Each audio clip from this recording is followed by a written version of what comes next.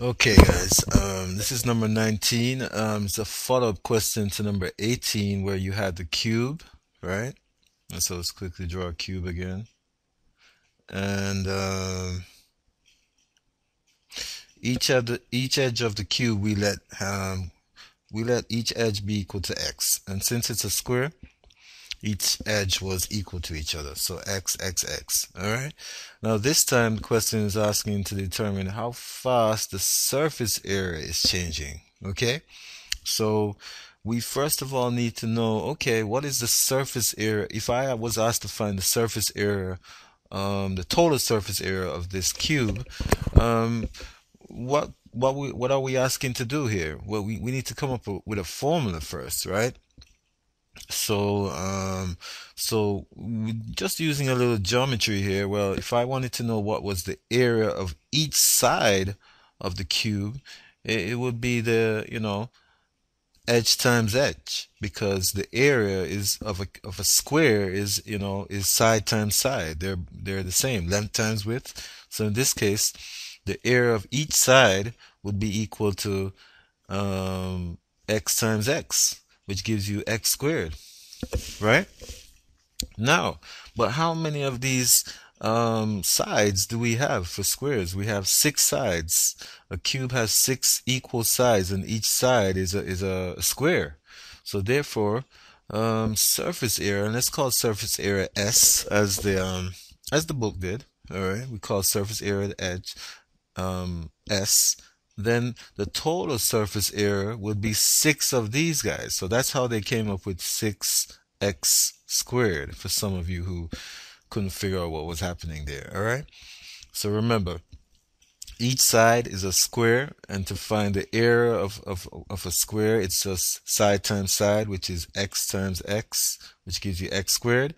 And we have six sides to the cube, so therefore it's just six times these. All right. So this will give us a formula to find the surface area of a cube. All right.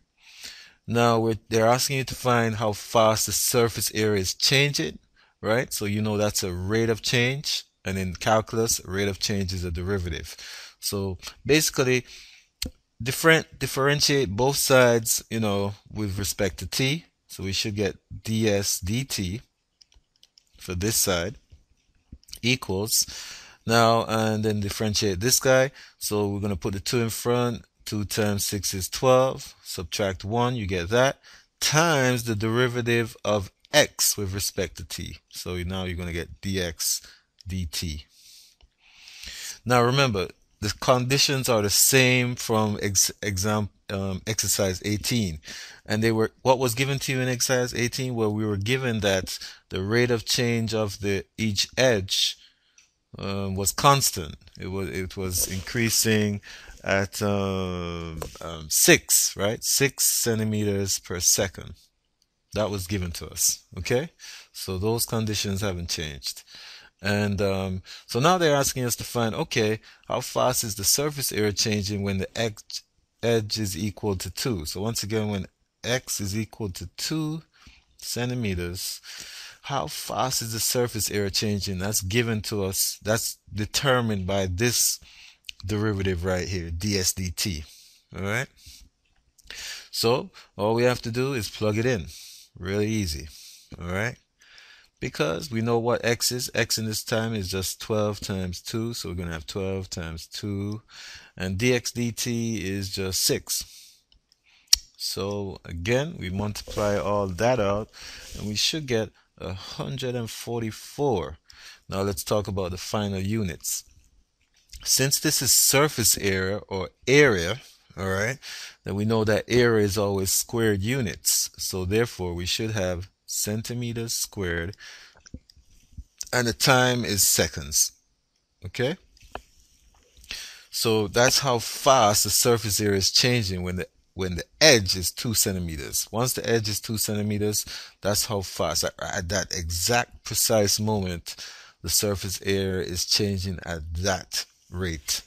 Once the edge changes, of course, gets bigger, then this rate will change, and you'll see that when we figure out what happens when x is equal to 10. Let's see how fast the surface area is changing when x is equal to 10. So again, we have ds dt. And remember, we're using our related rates equation right here, and we're just plugging in 10 for x. So we should have 12 times 10 times the constant rate of change right here, which is the edge, which gives us 6. And then we multiply all those guys out, and we should get 720 centimeters squared per second. All right. So that's the answer for that. So it's not too bad. You just had to come up with a formula for surface area, which was just using a little common sense. Okay? So hopefully that took care of that.